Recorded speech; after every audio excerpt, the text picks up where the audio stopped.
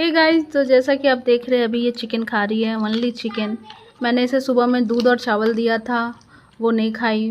फिर मैंने इसे चिकन और चावल दिया, बट इसने वो भी नहीं खाया। पता नहीं क्यों गुस्सा हो जाती है बात बात पे। जब से बेबी डिलीवर की है तुरंत तुरंत गुस्सा हो जाती है ये। और अभी मैंने इसे चिकन दिया सिर्फ, तो ये देखिए आधा खा के ख़त्म कर दिया इसने। उधर देखिए उसका बेबी उधर दूध पी रहा है। चलो फिनिश करो, फिनिश करो।